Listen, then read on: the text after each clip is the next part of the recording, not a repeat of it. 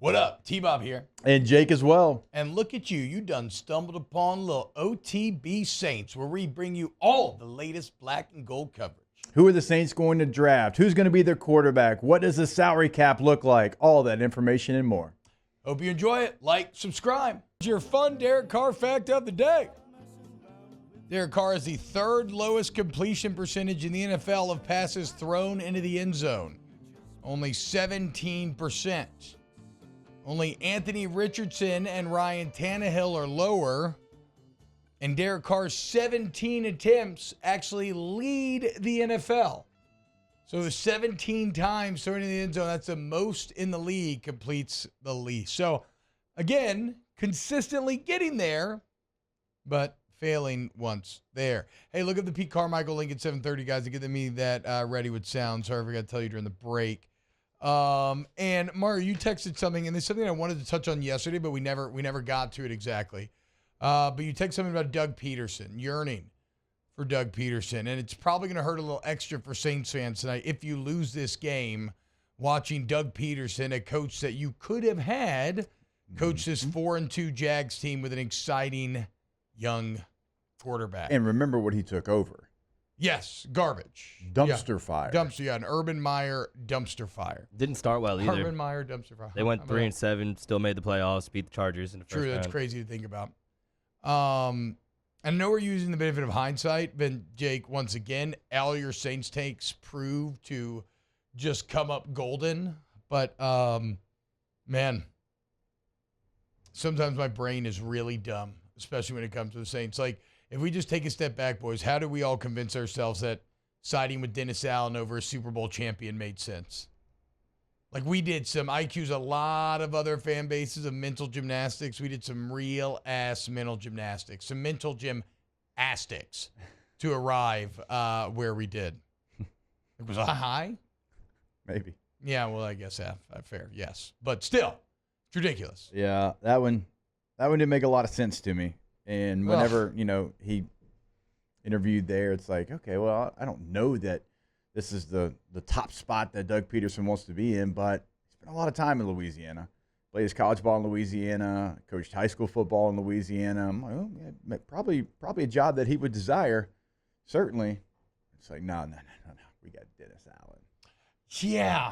Yeah, Super Bowl champion on one hand and a guy with like a 35 winning percentage on the other. 35 might have been. I mean, I'm not trying to be funny. I think 35 it might be a little too high. I know. I feel like 18 and 40. I feel like he's around that range. I feel like it's about 35, okay. Maybe a little under, maybe more like 30, 28, 30. Yeah. But, But it's okay because you have a Saints offense that has 5 passing touchdowns in 6 games and averages 3.4 yards per carry. You know? How about this? What do you think the longest run of the year is? Oh, no. No. I'm going to guess the Jamal Williams one at the end of the Titans game, like 13 yards. Close. 19 yards. 19-yard scamper. Longest on the year. We'll get to 20 eventually, boys. Maybe second half of the year, though. We'd call that an explosive run. And look, I'll say this. In terms of rushing the ball, it doesn't really matter because the Jags are awesome against the run. Third in the NFL, but they are awful against the pass, okay? So, Derek Carr, you're in the dome. You got all the weapons. They give up 270 per game, the Jags do. That is 31st in the league. Come on, guys. Got to find some way of having success tonight. But it's okay. You know why? Because we got PDC on the call. Here is Pete Carmichael, Jake, breaking down how those last 4 plays came to fruition last game. Yeah, I think that obviously we didn't execute some of those plays, but I think that we felt confident in going in with the plan, kind of what we had anticipated. I think we got some pressure looks. I thought there was just we all got to be better, and I think starting with the coaching staff and then the execution of those plays, communication. But again, obviously every week you prepare for those situations and you have what you on your call sheet, plays that you feel good about, and we came up short. In general, though, that was something. I think part of that could also be calling it that. I think also could be part of what the defense was giving us, what they were doing. Maybe, at times you might lose a check down or something like that. But I think that again, it was part of it's part of the play call. It could also be part of what the defense was doing. Pete, was that what you called, or was that changed based on what Derek was saying? Did he check into something? No, I think that it was really kind of the plan, whether I called it or whether it was checked too. I think that it was executed. We just maybe some of the communication that starts with me didn't get handled. Did you guys think that was gonna, like, the Fort Birch still looked like it got ran 3 different times, and that, like, did you see something each time that you thought, like, okay, like, if we get better protection, we can handle this? I think that there's some there were some adjustments too to maybe some of those routes that could have happened, and again, I think as everybody's committed to getting better and making sure that those things don't come up again.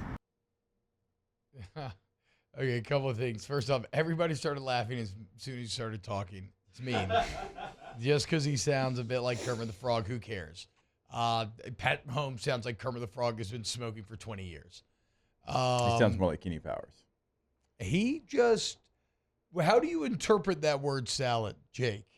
That was a bit of, I felt like that was like he kind of feels like it was more on the players and that they screwed it up, but he didn't want to say so. He didn't want to say anything. And so he was doing the kind of thing where you're like, he said a lot. You're like, it's not really them, but it's on me. It's not really on me, but it is on me. But I don't know, dude. I mean, they kind of screwed. It was not very reassuring as to how exactly. I hope behind closed doors, and I'm sure they do. But I hope behind closed doors they have a much clearer picture of exactly what went wrong in that final sequence to produce those 4 play calls. Yeah, me too. Because that answer didn't really give me a whole lot. Even I think it was Nick that asked the question, but even it came from New Orleans football. Yeah, checking off into a run. They asked him, like, was that something that was checked to, or is it something that was called? Like, he wouldn't even give an answer on that. Yeah. That I didn't love any of that. No. There was nothing in that answer that made me feel better about the offense after hearing said answer. No. Well, does this make you feel better? Nope. I think Cam Irving's going to be your starting right tackle tonight, potentially, depending on who's available and who's not. Yeah. Hand up. Yeah. All good. No idea who that is. I barely know who that was. It's an old first-round pick from FSU back in the day. He was starting tackle for Carolina a couple years ago. I read this, which was interesting. Well, in the NFL, he started at every position, including jumbo tight end in the offensive line. In college, he actually started at D tackle, center, and tackle. That's kind of cool. Sure. You know that Cesar Ruiz had never played tackle in his life before when he had to play right tackle last week? How insane is that? That's just a bit of bad luck to find yourself suddenly out there on an NFL field playing the hardest position to play on the offensive side of the ball from just a purely physical standpoint, and you've never done it before. Oof. Hey, but Trevor Lawrence is questionable. He practiced Tuesday, Thursday, and he's never missed a game in his career, so I would almost guarantee he's going to play, but he is technically questionable. Yeah, me and Mario were talking about it, probably like a game-time decision. I'd be shocked if Trevor Lawrence did not play this game. Yeah, me too. Me too. It's an important one. Saints are down right now. Then again, short week in the Dome against the Saints defense. You know, maybe you err on the side of caution. But like I said, he's never missed a. Yeah, I think it's very much in the air. Like, obviously, he wants to keep the streak. He says he's feeling good, but like, it's Trevor Lawrence. He means so much to them going forward. Like, he is to them what Joe Burrow is to Cincinnati, basically. Yeah. And even if he does play, interesting to see if he's going to be, mobile with the injury, because the Saints have had trouble with Jordan Love and Baker Mayfield and C.J. Stroud kind of navigating the pocket and extending plays. If T-Law does play, I'm curious to see how mobile he is. T-Law. It reminds me of the Yachtfather. Shoebang says, I love how we're praying Trevor Lawrence doesn't play. That's how far the Saints have sunk. Well, Trevor Lawrence is pretty good. I mean, you're talking about maybe a borderline top 10 guy. Easily the best QB they faced all year. Easily. Yeah, right? I'm trying to think. Hey, it's okay. Cam Irving signed with the Saints 15 days ago. And now he gets to block Josh Allen. And it's 2 weeks, dude. I mean, come on. It's more than enough time. Josh Allen's a freaking problem. 7 sacks. Kind of terrified. Ooh, he's just licking his chops. Oh, my God. Watching that film like, I'm about to get paid. Wow, just amazing black and gold takes right there, Jake. I don't think I've ever heard any takes that are better than the two guys that just gave you that take. And you can keep getting them by going ahead and liking, subscribing, ringing the bell to get notifications when we post. Have a great day. We'll see you on the next OTB Saints.